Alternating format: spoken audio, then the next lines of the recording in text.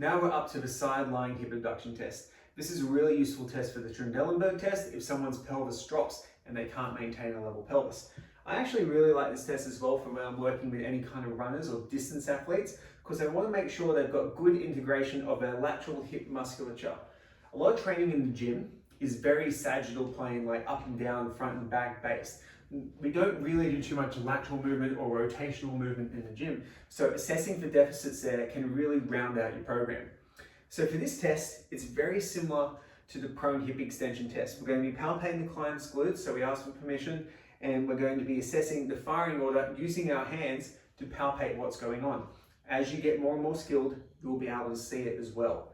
So for the palpation, you're going to palpate the tensor fasciae lata, the glute medius, and the quadratus lumborum.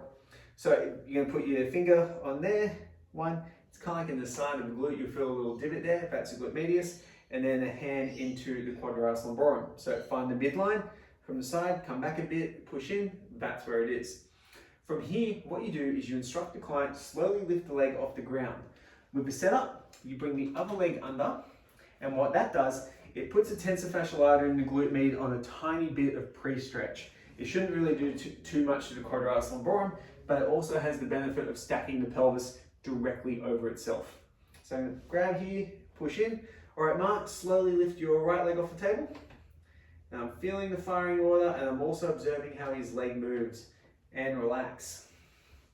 You would do this on both sides and assess for the differences between for asymmetries. Now for this test, the correct order is tensor fasciae lata and glute medius nearly immediately at the same time, and then the quadratus lumborum.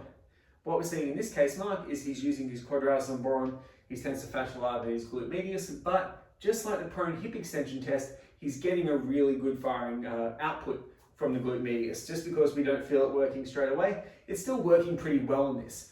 And this is what I would consider to be the baseline for a general population client. If you've got an athlete or someone with higher level goals, maybe a rehab client who's had some lateral, some ACL or meniscus injuries, we may want to improve this a little bit more. For most intents and purposes, we probably give Mark one corrective glute medius strategy and then add some glute medius type workouts into his program. So we would do things like single leg deadlifts and hip aeroplanes to strengthen that muscle in a very functional pattern. Now, when you're observing this, one way to really make sure that you're doing it right is to observe the shift of the pelvis. If someone, now let's grab your leg here, if their pelvis shifts up straight away, what it indicates is that the quadratus lumborum muscle is trying to work as a prime mover. It's shifting up, and that's basically the muscle shortening. You can look at the leg to see what muscle is dominant between the tensor fasciae lata and the glute med. The way you can easily differentiate that is if the leg moves forward and moves in slightly, it's tensor fasciae lata. If it moves up and back slightly with external rotation, it's going to be the glute medius. From there, you can work out the appropriate corrective strategy for your client.